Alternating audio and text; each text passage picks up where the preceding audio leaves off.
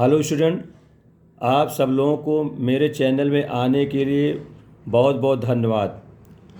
आज से हम आप लोगों के लिए UP TGT objective mathematics previous year के क्वेश्चन को शुरू करने जा रहे हैं, जिसमें डेली 1 से 10 क्वेश्चन तक कंटिन्यू हम एक्सप्लेन करेंगे सरल विधि से।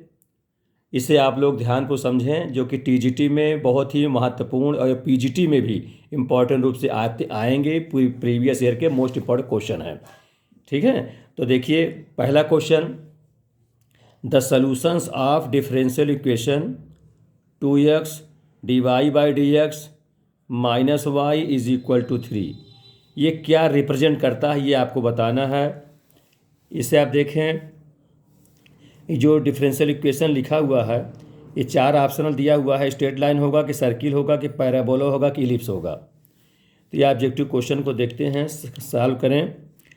तो स्टूडेंट देखिए, इसमें क्या करेंगे, y को उधर कर देंगे, राइट साइड कर देंगे। तो x के वेरिएबल और y के वेरिएबल एक तरफ हो जाएं, तो फिर उसका इंटीग्रेट करके हल करते हैं। इसको देखिए, तो यहाँ पर ये क्वेश्चन लिखा ही है, dy है, y को उधर करेंगे तो ये हो जाएगा क्या, 2x dy/dx is equal to y+3।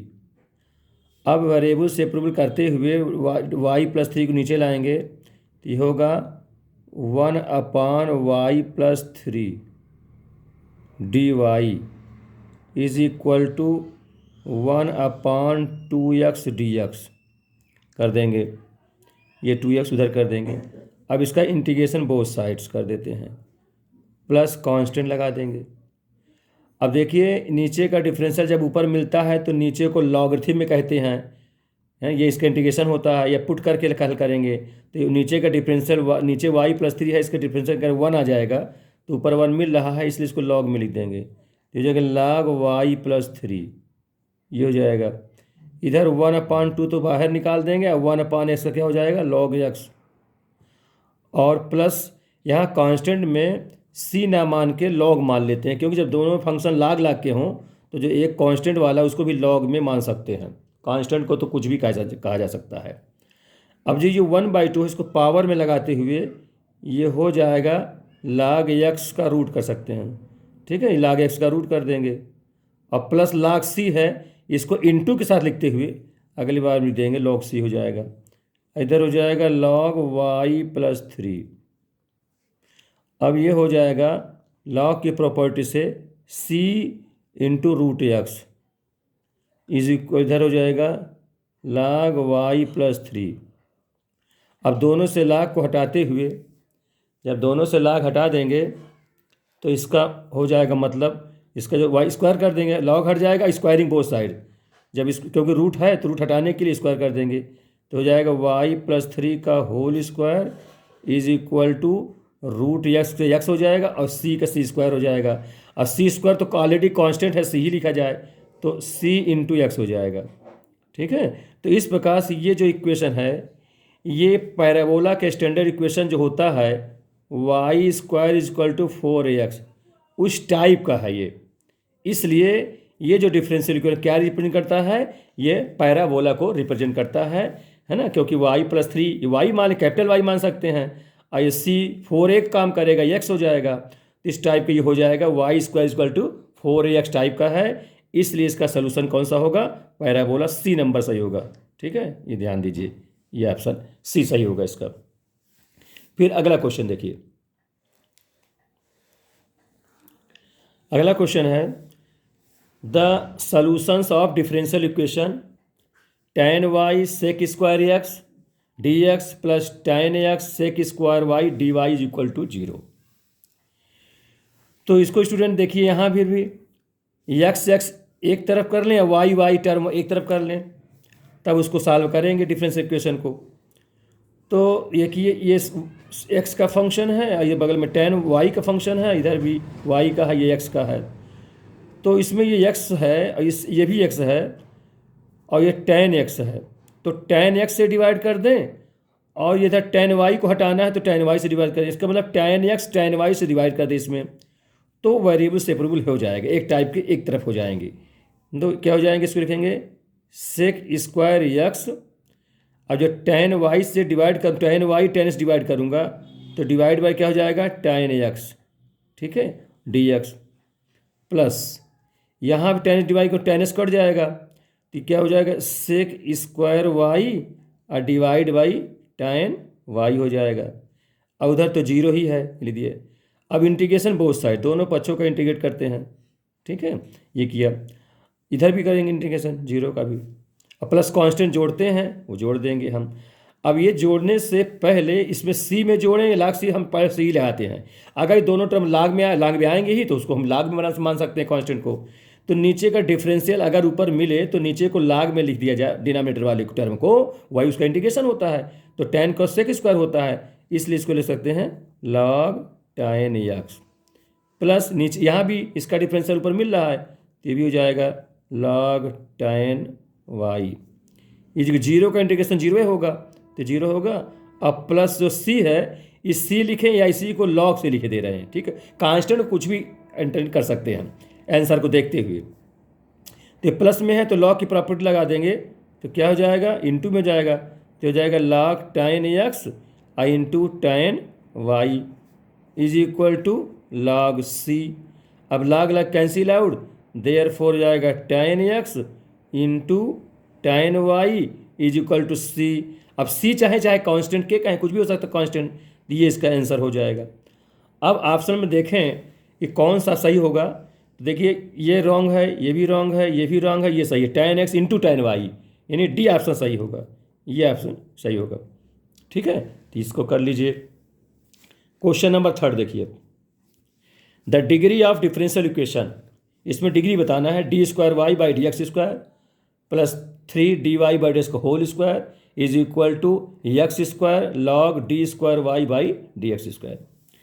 अब इसका डिग्री यानी घात जिस कहते हैं, माने अधिकतम कोटि की या अधिकतम आर्डर के ऊपर जो पावर लगे है वो डिग्री कहलाती है।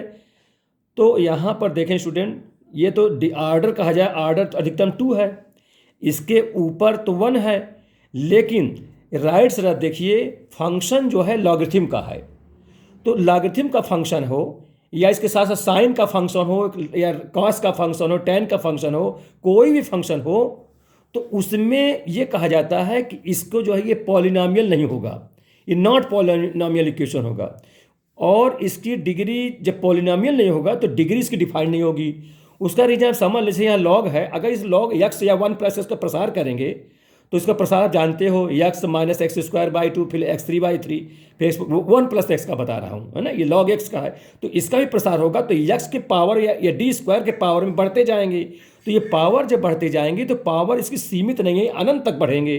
तो जब अनंत तक पावर बढ़ते हैं तो हम डिग्री डिफाइन नहीं कर सकते, ठीक। इसी प्रकार साइन का अगर रहे तो इसका मतलब आर्डर तो हो सकता है, आर्डर तो 2 होगा, लेकिन डिग्री नॉट डिफाइंड। तो क्यों, क्योंकि ये कहेंगे इट इज़ नॉट पॉलिनोमियल, ये लिख देंगे इट इज़ नॉट पॉलिनोमियल।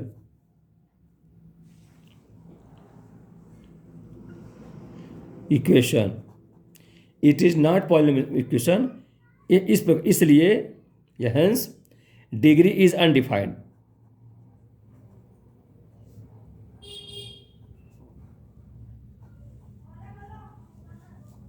ठीक है, तो अनडिफाइंड में डिग्री निश्चित नहीं है, क्यों, क्योंकि पावर बढ़ते जाएंगे, कोई भी निश्चित पावर का एक्सपेंशन करेंगे तो निश्चित नहीं रहेगा, तो किसको अधिकतम पावर का कहा जाए, तो डिग्री अधिकतम नहीं मिल पाएगी, इसलिए डिग्री डिफाइंड नहीं है। तो ये कौन सही होगा, न ये सही, न ये सही, न ये सही, नन ऑफ दिस, क्योंकि इसमें या तो अनडिफाइंड लिखा होता है, ऑप्शन नहीं लिखा, तो ये नन ऑफ दिस, ये डी नंबर इसका सही होगा।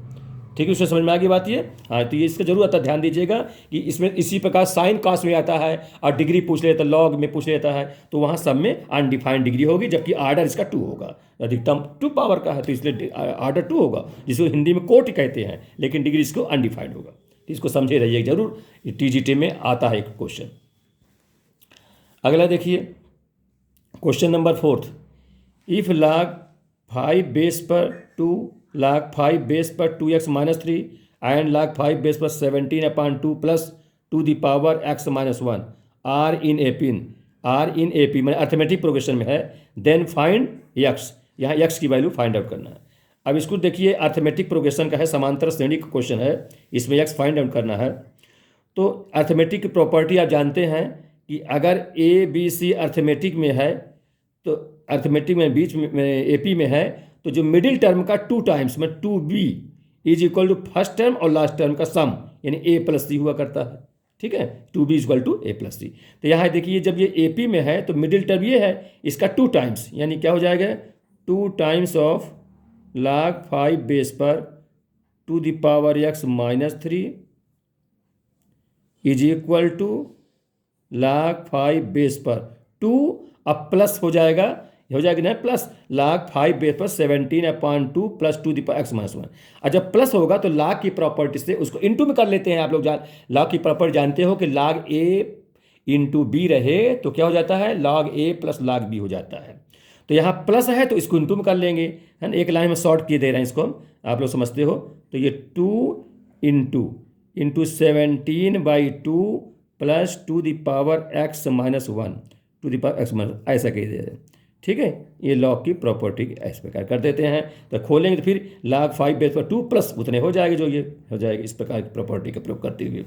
अब ये 2 का मल्टीपुल करा देंगे अंदर, और इस 2 को पावर में लगा देंगे, तो क्या हो जाएगा log 5 बेस पर two the power x minus 3 का whole square is equal to, गुणा करा देंगे तो ये हो जाएगा log 5 बेस पर 2 से मल्टीप्लाई करेगा, 2 कट जाएगा 17, यहाँ पर 2 मल्टीप्लाई हो तो -1 कट जाएगा, तो टू द पावर x हो जाएगा, इस प्रकार से हो जाएगा।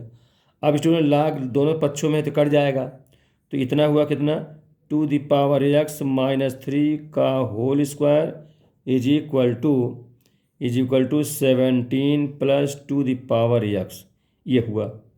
अब ये होल स्क्वायर है, इसको हम प्रसार कर देंगे, तो उसमें फिर टू द पावर x को पुट कर लेंगे, क्वाड्रेटिक इक्वेशन बना करके इसमें हल करेंगे।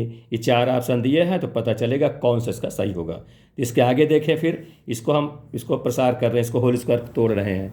ठीक है, तो इसका क्या हो जाएगा, देखिए इसके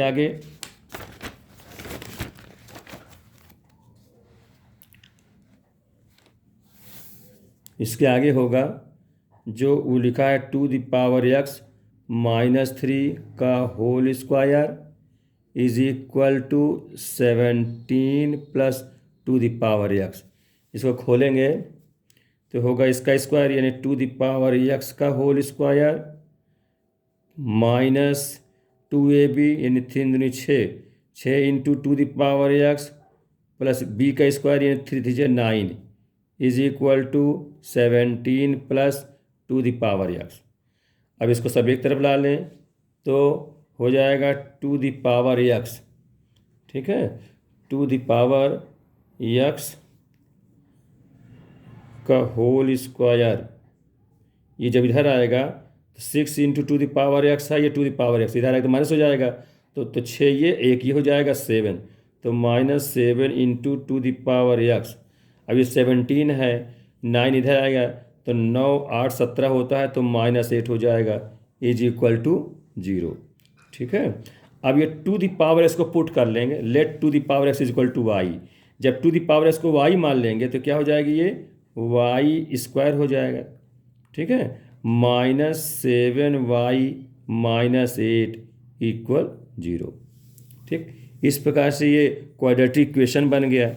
अब इस क्वाड्रेटिक इक्वेशन का फैक्टर कर लेंगे, तो इसको फैक्टर आगे देखिए, फैक्टर करेंगे तो क्या टूटेगा, वाई स्क्वायर माइनस 8y और plus y minus 8 is equal to 0, है ना, मिडिल को तोड़ लेंगे 2 भागों में।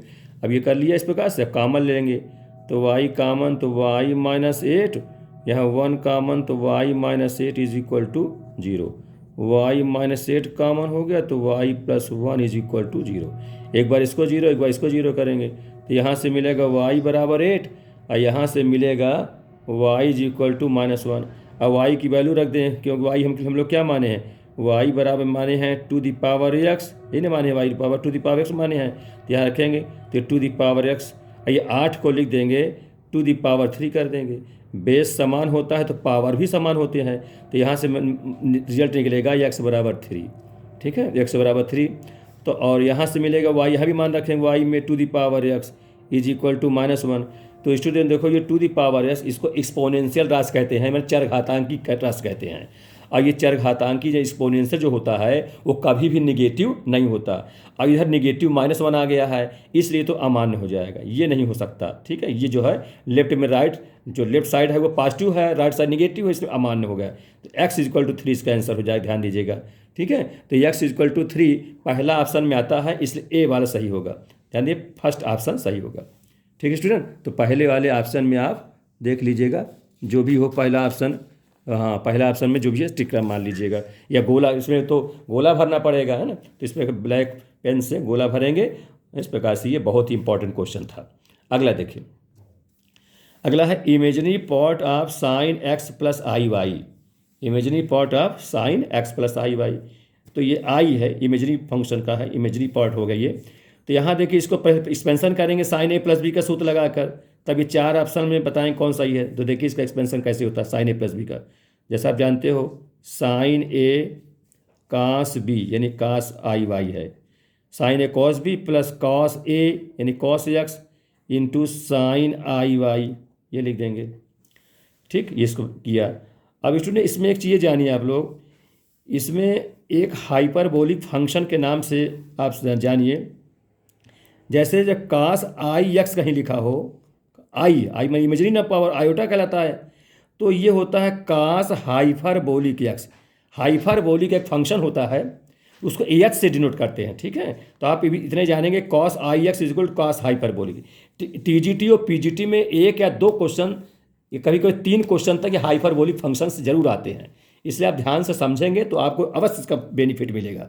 तो ये cos ix cos hyperbolic x होता है, और इसी प्रकार से sin ix जो होता है वो i टाइम्स, मैंने i बाहर निकल आता है, i sin हाइपरबोलिक x होता है। मान ये i के स्थान में यहाँ यच लग जाता है, मैंने हाइपरबोलिक यहाँ भी लग जाता है, तो साइन वाले में i बाहर आ जाएगा, तो i साइन हो जाएगा, i साइन हाइपरबोलिक x। जबकि cos x में i बाहर नहीं आ पाएगा, वो cos हाइपरबोलिक होता है। ये उसकी डिफिनीशन है हाइपरबोलिक फंक्शन की।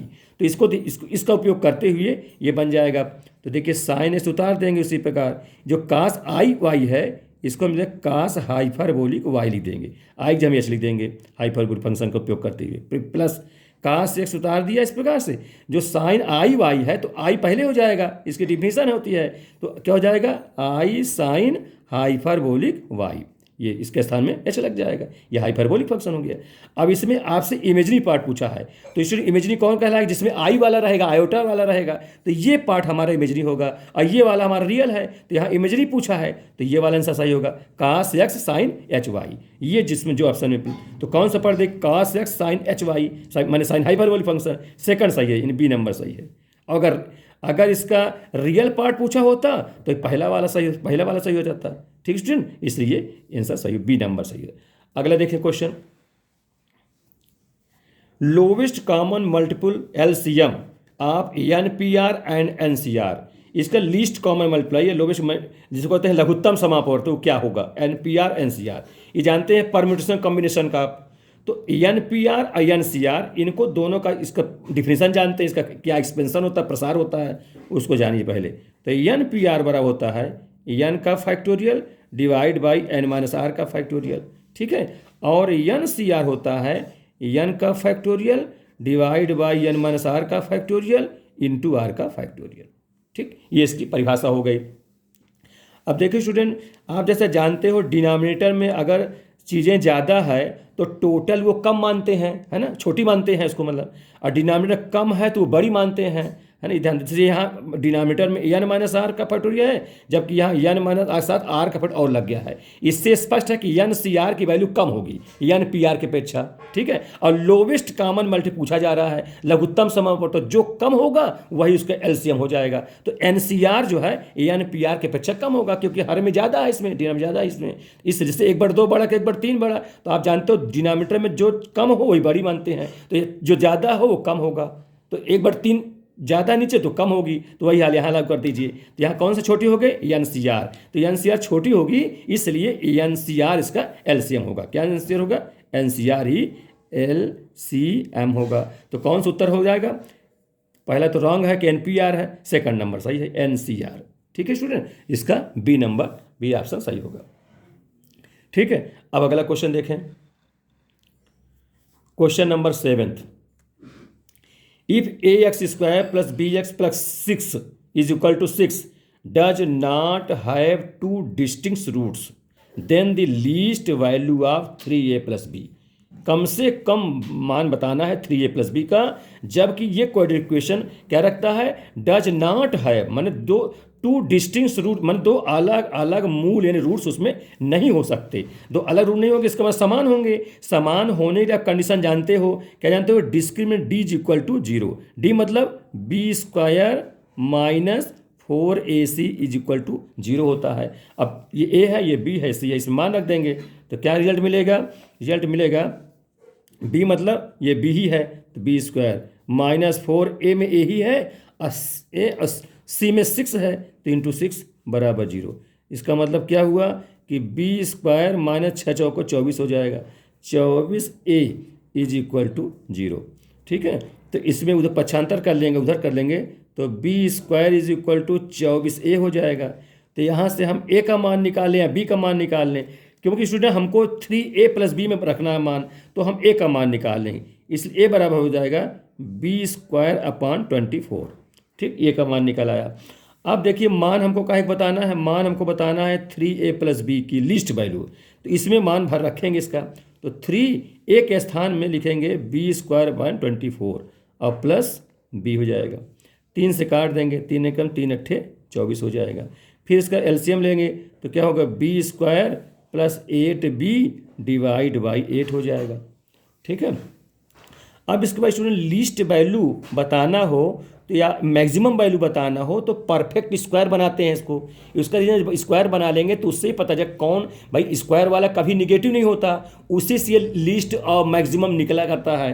तो यहाँ पर इसको हम परफेक्ट स्क्वायर बनाएंगे तो क्या कैसे करेंगे, बी स्क्वायर प्लस जानते हो 2a प्लस बी का होल स्क्वायर, तो बी स्क्वायर प्लस 2ab, तो 2ab में 2 है ही है, a में b मानेंगे, b में 4 मानेंगे और उसी का वर्क करना पड़ेगा, तो यानी 8b यही है प्लस 4 का स्क्वायर 16 हमको जोड़ना पड़ेगा, तो 16 सब्ट्रैक्ट घटाना ही पड़ेगा, डिवाइड बाई 8 तभी जाके परफेक्ट स्क्वायर बन पाएगा। तो ये क्या बन गया, ये हो गया b प्लस 4 का whole square minus 16 divide by 8, ये जाके परफेक्ट स्क्वायर बना स्टूडेंट। इससे जाके हमको लिस्ट वैल्यू की जानकारी हो पाएगी।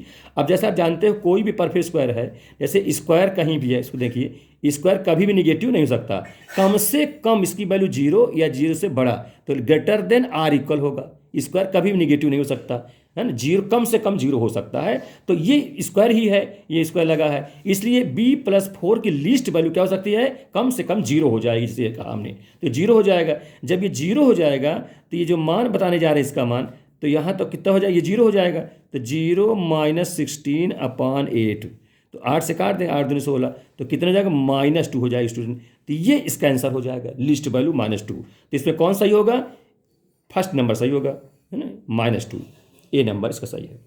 ठीक है स्टूडेंट, समझ में आ गया। इस प्रकार से लिस्ट वैल्यू या मैक्सिमम वैल्यू निकालना हो, यहाँ डज नॉट डिस्टिंक्ट रूट कह दिया था, इसका मतलब डी 0 होगा, दोनों मूल समान होंगे, जब डिस्टिंक्ट नहीं है तो मूल समान हो जाएंगे। तो ये अब लगा दिया, हल कर दिया, तो इसका ये मान निकाल के यहाँ कर दिया, और करने के बाद पूरा परफेक्ट स्क्वायर बना लिया, अब इसका मान हल हो गया, क्योंकि निगेटिव कभी हो नहीं सकता, तो मैक्सिमम वैल्यू 0 हो सकती है, वहाँ से भाग लगा दिया तो 8 दूनी 16 आंसर 2 हो जाएगा, तो इसका मतलब माइनस ए नंबर सही होगा। ठीक है, अब 8वां नंबर देखें, अगला क्वेश्चन, इसको आप ध्यान से पढ़ें, मैं इसको कंटिन्यू करूंगा डेली 10-10 क्वेश्चन का, आपको सुपर ट्रिक्स के नाम से बहुत ही सरल तरीके से बताऊंगा, और सरल भी रहेगी, इसको आप देखेंगे तो बहुत आपको काम में आएंगे, और जो भी टीजीटी पीजीटी आगे आगामी एग्जाम होने वाले हैं वो आपको बहुत सफलतापूर्वक हो जाएंगे, सफल हो जाएंगे। और इसके साथ साथ आप लोग जो है और भी तमाम क्लासेस हैं, जैसे CBSE बोर्ड है या NDA है, यूपी बोर्ड के भी हैं, उसमें भी आपको बेनिफिट मिलेगा इसका। देखिए अगला क्वेश्चन स्टूडेंट, अब वीडियो को आप लोग लास्ट देखें, और वीडियो स्टूडेंट आपसे एक अनुरोध है, आप लोग अभी तक मेरा वीडियो अगर समझ में आया हो, अच्छा लगा हो, तो लाइक सब्सक्राइब ना किए हो तो अवश्य कर लें, है ना, उसको जो है हमारे चैनल को आप लोग जो है सुरक्षित कर लें, जिससे कि आप लोगों को तरह तरह की नोटिफिकेशन मिलती रहे। ठीक है क्वेश्चन, अब अगला क्वेश्चन देखिए, limit x tends to 1 x plus x square plus x cube plus x to power n minus n divide by x minus -1 is equal to 820, 820 है, देन फाइंड n, तो n का मान क्या होगा student. अब देखो limit का question आ गया स्टूडेंट, ये प्रीवियस ईयर में आ चुका है। तो देखें, अगर मैं डायरेक्ट एक्स की वैल्यू 1 रखता हूँ तो ये यहाँ 1 हो जाएगा, नीचे रखूँगा तो नीचे 0 हो जाएगा, तो अनडिफाइंड रूप हो जाएगा, इसलिए ऐसा नहीं कर सकते डायरेक्ट। तो इसके लिए शॉर्ट ट्रिक है, ये एल हॉस्पिटल रूल लगा दीजिए। कौन सा rule? L hospital rule. L hospital rule, L hospital क्या कहलाता है कि न्यूमरेटर का अलग डिफरेंशियल कर डालें और डिनोमिनेटर का अलग डिफरेंशियल कर डालें, और फिर उसमें मान रख के एन का मान निकाल लेंगे। तो करिए डिफरेंशिएशन का। तो हाँ, एक्स की वैल्यू 1, एक्स का 1 हो जाएगा, plus 2x plus 3x square, इस प्रकार से एक्स टू पावर एन का क्या हो जाएगा? N x to power n minus 1, n का 0 हो जाएगा, डिवाइड बाई एक्स का 1 हो जाएगा, 1 का 0 हो जाएगा, इज इक्वल टू 820 हो जाएगा। ठीक है, इस प्रकार से हुआ ये। अब स्टूडेंट लिमिट इसमें हम लिखते चलेंगे, लिमिट एक्स टेंस टू 1, ये कर दिया। अब इसके बाद आप इसमें यक्स के स्थान में एक लिख देंगे, एक रख देंगे। जब यक्स के स्थान में 1 रखेंगे तो क्या मिलेगा? 1 प्लस 2 प्लस 3, इस प्रकार से यहाँ 1 रखेंगे तो एन हो जाएगा यहाँ तक, और डिवाइड में है ही नहीं, 1 बचा, इज इक्वल टू कितना हो जाएगा? 820, ये हो गया। अब स्टूडेंट ये 1 से n तक का योग का फार्मूला लगा देंगे। आप जानते हो 1 से n क्या होता है? पद संख्या, n टर्म है, n/2 first term plus last term, ये हो जाएगा इज इक्वल टू 820। ठीक है, तिरछा गुणा करा दें, है ना, तो गुणा कराएं तो क्या होगी? n into n plus 1 is equal to 8 दूनी 16, 1600 20 दूनी 40, 1640 हो जाएगा। ठीक है, ये 1640 हो जाएगा। अब इसको हम या तो मल्टीपुल करके द्विघात समीकरण बना के फैक्टर बना के हल करें, उसमें स्टूडेंट टाइम ज़्यादा लग जाएगा, ये मत करिए आप। इसका ट्रिक जानिए कि भाई 1640 है, मैंने 1600 के नियर अबाउट है, तो 40 1600 होता है, और उससे ज़्यादा है थोड़ा, इसको 40 के नियरेस्ट इसका फैक्टर हो सकता है। तो आप अगर n 40 रखें और फिर तो ये 41 हो जाएगा, तो 40 और 41 का मल्टीपुल कराते हैं अगर, तो 4 का नाम 4, 4 चौक 16, 0 मैंने 16 आ भी जाएगा। इसका मतलब n के स्थान में क्या भर दिया जाए? 40, 40 जब भरेंगे तो 40, अगला फिर 41 हो जाएगा, तो ये आ जाए, गुणा कराएंगे तो 1640 आ जाएगा। इसका मतलब n क्या होना चाहिए? 40 होना चाहिए। इसे कौन सा ही होगा? डी नंबर सही होगा। ठीक है, डी में आप टिक कर लेंगे। ठीक है, इस प्रकार से ये क्वेश्चन आपका 8वां हुआ। अब क्वेश्चन अगला देखिए, क्वेश्चन नंबर 9। ये 10 क्वेश्चन का सेट है, मैं इसको कंटिन्यू डेली बताऊंगा आप लोगों को, ध्यान से समझें तो बहुत अच्छे से वीडियो समझ मेरे आएगा। Find the rank of the word mother if all words with letters of mother are written in alphabetically order. Alphabetically order में लिखा जाए तो इसका रैंक क्या होगा मदर शब्द का, मदर वर्ड का। ये बहुत इंपॉर्टेंट क्वेश्चन, अक्सर टीजीटी में आता है, पीजीटी में भी आता है, टीजीटी पे दोनों में आते हैं। ये बहुत इंपॉर्टेंट क्वेश्चन है, इसको मैं सुपर शॉर्ट ट्रिक से बताऊंगा जिससे स्टूडेंट तुरंत विदिन 10 सेकंड में आप लोग कर ले जाएं। तो सबसे पहले मदर शब्द है उसको लिख दीजिए, MOTHER। इसका ध्यान दीजिए, ये जो मदर शब्द है 6 अक्षर हैं इसमें, इसको अल्फ़ाबेटली के हिसाब से, अल्फ़ाबेटली ऑर्डर के हिसाब से इसको हम नंबरिंग करते हैं, अल्फ़ाबेटली ऑर्डर के हिसाब से। ठीक है, तो जैसे ABCDEFGH है ना, जो नंबर पड़े उस हिसाब से इसको रखेंगे। तो उस हिसाब से रखेंगे जब, तो यम देखेंगे यहाँ कौन सा अक्षर कहाँ पर आता है। देखो सबसे पहले ये तो है नहीं है, ई है, सबसे पहले ई है तो ई में नंबर 1 डाल देंगे। ई के बाद देखिए स्टूडेंट एच है, एच में 2 नंबर पड़ जाएगा, अल्फ़ाबेटिकली ऑर्डर में रखना है 2। फिर इसके बाद इसके बाद यम आएगा, यम में कितना हो जाएगा? यम में 3 नंबर पड़ जाएगा, 3 तीसरे क्रम में पड़ रहा है तो यम, फिर यन, फिर यन के बाद ओ आता है तो ओ, यन नहीं है तो ओ नंबर, चौथा नंबर पड़ जाएगा। फिर ओ के बाद O, M N O, P Q R, yes, R है तो आर 5वें नंबर में पड़ जाएगा ऑर्डर में, क्रम में। पार एस टी, एस ने टी है, टी 6वें नंबर पड़ जाएगा। इस प्रकार से सबसे पहले ऑर्डर क्रम में, माने अल्फ़ाबेटली ऑर्डर क्रम में अरेंज करते हैं, इसको नंबरिंग करते हैं। फिर स्टूडेंट देखिए इसके आगे, इससे जो यहाँ ऑर्डर नंबर लिखे हुए हैं, इससे आगे की ओर इससे कम जो संख्या आएगी वो हमको इसके नीचे लिखना है, इससे छोटी संख्या है। तो 3 से आगे देखें, इसके आगे जो है, जो 3 से छोटी संख्या आवे, तो ये है 2 है और 1 है, 2 संख्या इस 3 से छोटी है, वही 2 इसके नीचे लिखते जाएंगे। ये क्रम, ये ट्रिक है इसका। फिर इसके बाद देखें 4 लिखा है ना, तो 4 के आगे इस 4 से छोटी 2 है, 1 है, बस 2 है, ये तो बड़ी मान ली जाएगी, तो इसमें भी 2 ही आएगा, तो 2 ही भर देंगे। ये देखिए इसके सामने, ठीक है, ध्यान दीजिए, मैंने इसके ऐसे एरो लगा सकते हैं, इस प्रकार कर सकते हैं। फिर 6 है, 6 के आगे इससे छोटी, ये भी छोटी है, ये भी छोटी है, ये भी छोटी है, तो कितने 3 हो जाएगी, 3 इससे छोटी संख्या मिल जाएगी इससे। फिर 2 के आगे छोटी 1 भर मिलेगा, तो ये 1 हो लिख देंगे। फिर 1 से छोटी संख्या नहीं मिलेगी, तो यहाँ हमें क्या भरना होगा, 0 भरना होगा। फिर 5 से आगे छोटी कोई है ही नहीं है, इसका मतलब 0 होगा। इस प्रकार से ये मेन ट्रिक है, इसको आप लोग समझिए। इससे मतलब जो जैसे 3 लिखा हूँ, इससे आगे मतलब जो 4 है, 6 है, 2 है, 1, 5 है, तो इसमें इससे छोटी कौन है, 2 है, 1 वो लिखा। फिर 4 के आगे छोटी कौन है, 2 भी है, 1 भी है, वो लिखा। 6 के आगे छोटी 2, 1, 5, 3 संख्या, 3 लिख दिया। 2 के आगे 1 है, वो लिख दिया। फिर 1 के आगे है ही नहीं 0, फिर 5 के आगे है ही नहीं 0 दिया, ठीक। फिर क्या करेंगे इसके बाद, अब राइट साइड से बढ़ते क्रम में, माने इंक्रीजिंग ऑर्डर में फैक्टोरियल में रखना है इसको। जैसे 0 है तो सबसे पहले 0 का फैक्टर लगा ही देंगे यहाँ से। फिर इसके आगे बढ़ते हैं, माने अब राइट से चलेंगे, राइट टू लेफ्ट। अभी लेफ्ट से राइट चल रहे थे, अब राइट टू लेफ्ट चलेंगे, ठीक है, राइट से लेफ्ट की ओर में ऐसे आएंगे इस प्रकार से, ये लिया। फिर इसमें क्या 1 का फैक्टोरियल लिखेंगे, फिर इसमें 2 का फैक्टोरियल में लिखना होगा, 0 का फैक्टोरियल, 1 का 2 का फैक्टोरियल, फिर बढ़ते क्रम में 3 का फैक्टोरियल, फिर यहाँ पर 4 का फैक्टोरियल, फिर इसके सामने वाले में 5 का फैक्टोरियल। इस प्रकार से उसी के सामने लिखना है, ये लिखना है। जैसा आप जानते हो 0 फैक्टोरियल का मान क्या होता है, 0 होता है। 1 का फैक्टोरियल 1 होता है, 2 का फैक्टोरियल 2 ही होगा। फैक्टोरियल जानते हो उस गिनती से घटते क्रम में आना है 1 तक। 3 दूनी 6, तो 6 हो जाएगा। 4 का फैक्टोरियल 4, 3, 2, 1 ना, फैक्टोरियल जानते हो। जैसे 4 का फैक्टोरियल कहना तो क्या कहोगे, 4 गुणते 3 गुणते 2 गुणते 1, तो 4 3 12 दूनी 24, वही लिखना है यहाँ पर, तो ये 24 हो जाएगा। 5 का फैक्टोरियल 24 पंचे 120 हो जाता है, इसलिए कितना हो जाएगा, 120 लिख देंगे। हाँ, इस प्रकार से ये हो जाएगा 120, ठीक, ये हो गया। अब इसमें करेंगे क्या, अब अगला ट्रिक क्या है, यही संख्या को इससे मल्टीप्लाई करना है। ये जो संख्या है इसे सबसे मल्टीप्लाई करना, इंटू करना है, इंटू ऐसे सब इंटू कर देना है। ये संख्या इससे इंटू, इससे इंटू, इसको इससे इंटू, इसको इससे इंटू, और नीचे लिखते जाना है। तो 120 दूनी 240 हो जाएगा।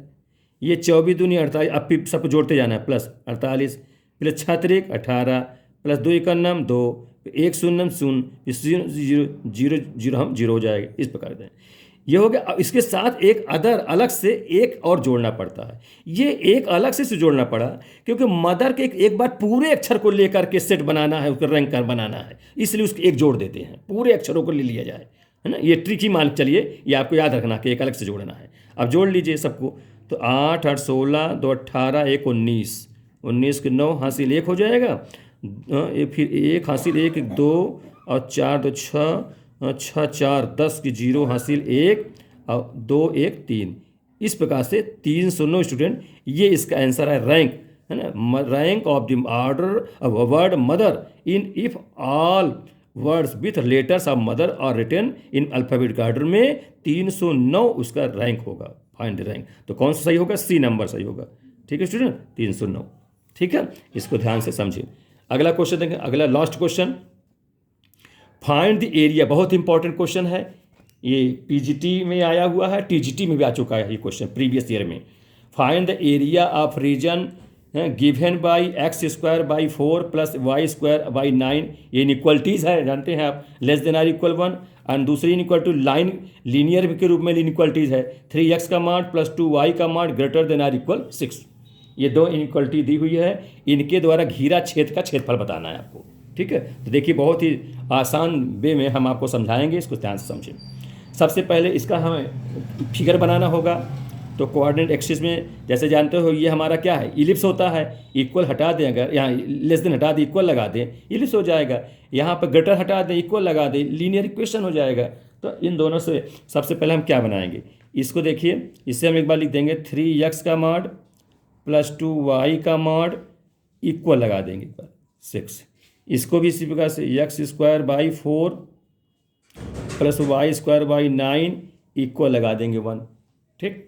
ये दीर्घ इलिप्स हो गया, ये हमारा स्ट्रेट लाइन है। अब स्ट्रेट लाइन है, हम लेकिन मॉड लगा, ध्यान दें स्टूडेंट, इसको आप जानते हैं कैसे इसका हम प्रसार करेंगे, कैसे इसमें लाइन बनाएंगे। मॉड लगा है तो प्लस माइनस दोनों मान होता है, तो एक बार एक्स वाई दोनों प्लस कर सकते हैं, एक बार दोनों माइनस कर सकते हैं, एक बार एक्स को प्लस करेंगे वाई को माइनस, एक बार एक्स को माइनस वाई को प्लस। ऐसा करके हम ग्राफ पेपर पर इसका प्लॉटिंग करेंगे, क्या फिगर बनेगा, जैसा आप जानते हो कैसे बनेगा, इस प्रकार की ये स्क्वायर टाइप बनता है ना।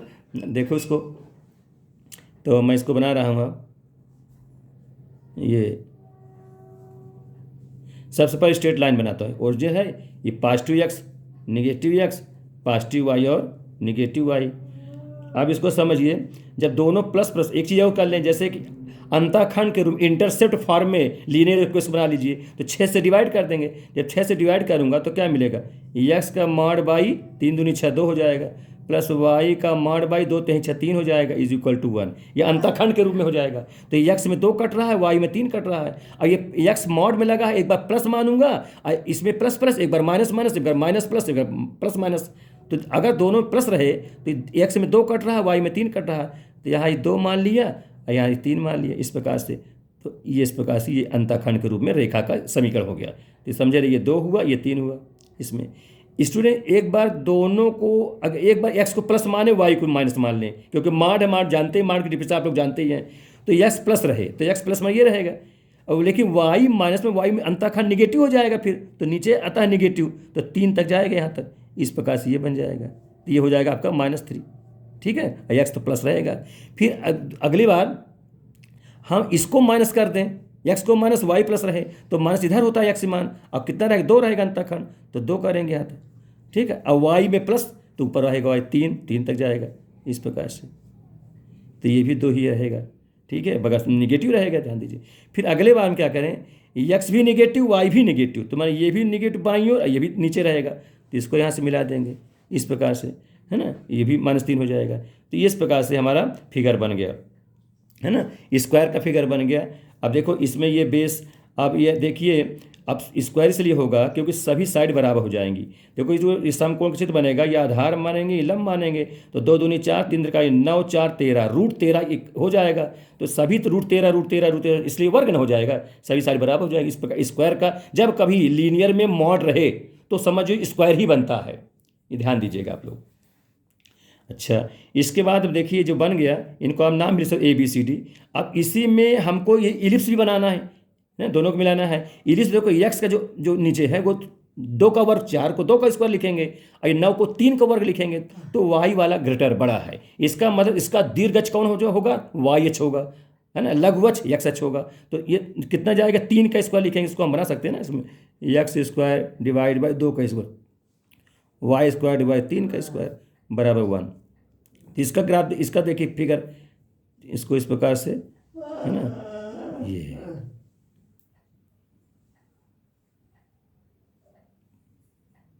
ठीक, इस प्रकार थोड़ा चपटा और होना चाहिए, चलो ठीक है, इस प्रकार चल जाएगा। ये हो गया। नाम आप दे दीजिए कुछ ABCD, मान लो हमने लिखा यहाँ A, इसको B, इसको C और इसको D कह दिया। अब इस प्रकार से एक हमारा इलिप्स है, एक हमारा स्क्वायर है, इन दोनों से घिरा रीजन, घिरा क्षेत्र बताना है, छेद का क्षेत्रफल बताना है। तो कौन सा घिरा भाग होगा, ये देखिए इस प्रकार से, ये भाग, ये भाग, इतना ये पोर्शन, फिर ये दोनों भाग,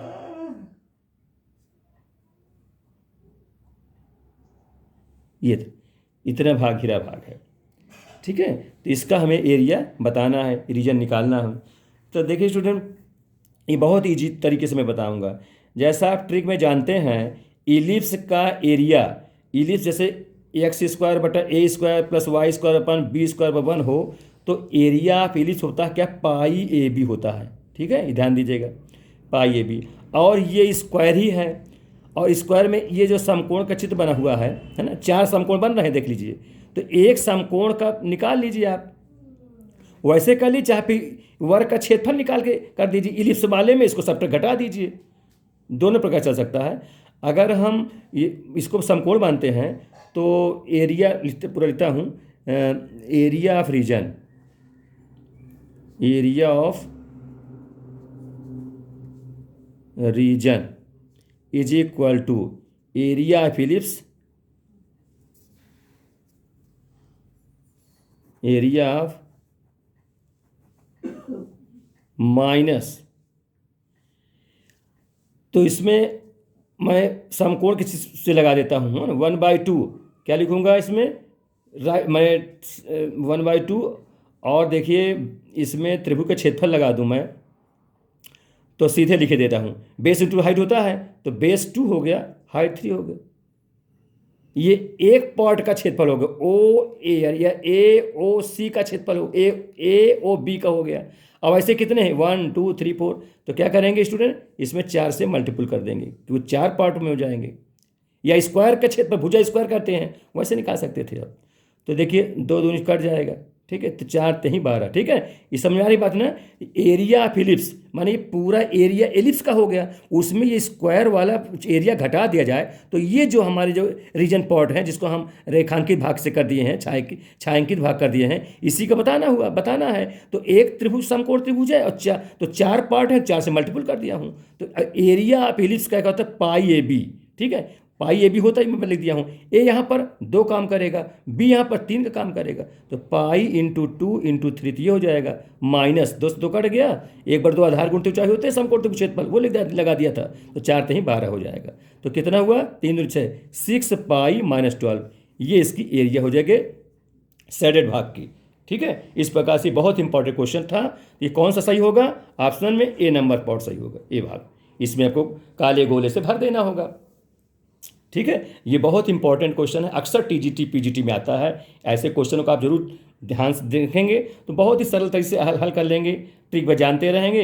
अब कुछ स्टैंडर्ड फार्मूले जैसे इलिप्स का स्टैंडर्ड एरिया क्या होता है, पाई ए बी होता है, ऐसा जानते हैं। ऐसे पैराबोला क्या जानते हैं, है ना, अगर 2 पैराबोला हो तो 16 AB/3 होते हैं, वो सब आप धीरे धीरे समझेंगे। और डेली मैं 10-10 क्वेश्चन आपको सिखाऊंगा स्टूडेंट, आप लोग ध्यान से समझें, ठीक है। तो आज के वीडियो में यहीं तक पढ़ाऊंगा आज, ठीक है। नेक्स्ट आपको आगे फिर अगले दिन बताऊंगा।